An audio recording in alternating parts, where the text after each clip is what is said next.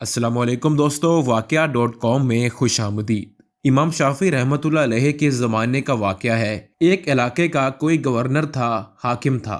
وہ اپنی بیوی کے ساتھ اپنے گھر میں تنہائی کے لمحات میں تھا۔ خاوند اچھے موڈ میں تھا مگر بیوی کسی وجہ سے اس سے ناراض تھی۔ اب خاوند جتنا اس سے محبت و پیار کی باتیں کرتا، وہ بیوی اتنا اس سے چڑھتی اور اس سے بدتمیزی کرتی تھی۔ جب خاوند نے بہت زیادہ اس سے محبت کا اظہار کیا تو عورت کا دماغ اس وقت گرم تھا۔ وہ بے وقوف آگے سے کہنے لگی کہ او جہنمی، پیچھے ہٹ، مجھے ہاتھ مت لگا۔ اب جب اس نے اپنے خاوند کو جہنمی کہا تو آخر وہ بھی مرد تھا، اس کو غصہ آ گیا۔ اس نے کہا کہ اچھا، اگر میں جہنمی ہوں تو پھر تجھے میری طرف سے طلاق۔ اب رات گزر گئی۔ صبح جب دونوں کا دماغ ٹھنڈا ہوا تو عورت کو بھی غلطی کا احساس ہوا کہ میں اپنے خاوند سے ناراض تھی مگر مجھے یہ لفظ نہیں کہنا چاہیے تھا کہ جہنمی پرے ہٹ، میں نے تو غلطی کر لی۔ اب وہ اپنے خاوند سے پوچھنے گئی کہ جی کیا مجھے طلاق ہو گئی؟ اس نے کہا پتہ نہیں، یہ شرطیہ تھی کہ اگر میں جہنمی ہوں تو تجھے میری طرف سے طلاق، لہٰذا مجھے علماء سے پوچھنا پڑے گا۔ خاوند نے علماء کو بلایا۔ علماء کہنے لگے اس کا جواب ہم تو نہیں دے سکتے، اس لیے کہ کون گارنٹی دے کہ آپ جہنمی نہیں ہیں؟ کون فیصلہ کر سکتا ہے؟ یہ تو قیامت کے دن اللہ تعالیٰ فیصلہ کریں گے۔ لہٰذا یہ بات زبان زد عام بن گئی۔ سینکڑوں علماء سے رابطہ کیا گیا مگر کوئی عالم، کوئی مفتی اس کا جواب نہیں دے پا رہا تھا۔ بادشاہ پریشان تھا، وہ بھی اپنی اتنی خوبصورت بیوی کو طلاق نہیں دینا چاہتا تھا۔ بیوی بھی اب طلاق نہیں لینا چاہتی تھی۔ چنانچہ امام شافعی رحمۃ اللہ علیہ کو کسی نے بتایا کہ جی فلاں علاقے میں یہ واقعہ پیش آیا ہے۔ انہوں نے فرمایا مجھے وہاں لے چلو، میں اس سوال کا جواب دے سکتا ہوں۔ چنانچہ امام شافعی رحمۃ اللہ علیہ آئے اور انہوں نے حاکم سے پوچھا کہ کیا واقعہ پیش آیا؟ اس نے بتایا کہ اس طرح میری بیوی نے یہ الفاظ کہے اور میں نے اس کے جواب میں یہ الفاظ کہے، اب بتائیں طلاق ہوئی کہ نہیں؟ امام شافعی رحمۃ اللہ علیہ نے فرمایا کہ بادشاہ سلامت، اس کا جواب دینے کے لیے مجھے آپ سے تنہائی میں کچھ باتیں پوچھنی پڑیں گی۔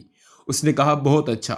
چنانچہ امام شافعی رحمۃ اللہ علیہ نے اس سے پوچھا بادشاہ سلامت، مجھے زندگی کا کوئی ایسا واقعہ بتائیے کہ جس میں آپ گناہ کرنے کا موقع رکھتے ہوں، گناہ کرنا آپ کے لیے آسان ہو مگر اللہ رب العزت کے ڈر کی وجہ سے آپ نے اپنے آپ کو بچایا ہو، کوئی واقعہ ایسا سنائیں۔ بادشاہ سوچتا رہا، کہنے لگا ہاں، ایک دفعہ میری زندگی میں یہ واقعہ پیش آیا۔ کہنے لگا ایک دفعہ میں جلدی میں اپنے دفتر کے کام سے فارغ ہو کر اپنے بیڈ روم میں چلا گیا۔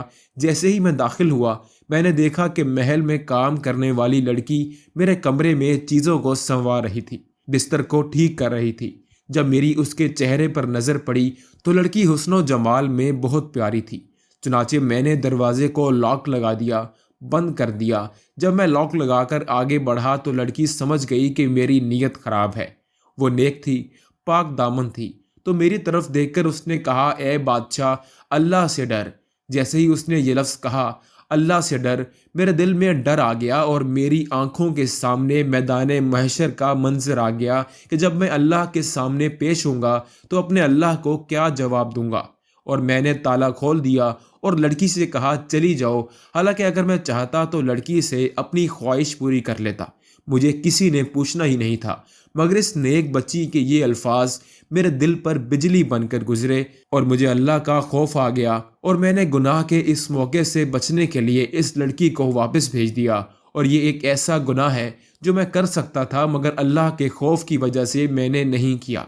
جب اس نے یہ واقعہ سنایا، امام شافعی رحمۃ اللہ علیہ نے اس سے کہہ دیا کہ آپ کی بیوی کو طلاق واقع نہیں ہوئی، اس لیے کہ آپ جہنمی نہیں بلکہ جنتی ہیں۔ جب انہوں نے یہ فتویٰ دیا، سارے علماء ان سے بحث کرنے لگ گئے۔ آپ کیسے کہہ سکتے ہیں؟ آپ کیسے جنت کا ٹکٹ دے سکتے ہیں؟ کیا پرمٹ آپ کے ہاتھ میں ہے کہ آپ کہیں کہ یہ بندہ جنتی ہے یا جہنمی؟ آپ نے فرمایا کہ فتویٰ میں نے اپنی طرف سے نہیں دیا بلکہ یہ فتویٰ اللہ تعالیٰ نے قرآن مجید میں خود عطا فرمایا ہے۔ جی قرآن مجید میں کیسے؟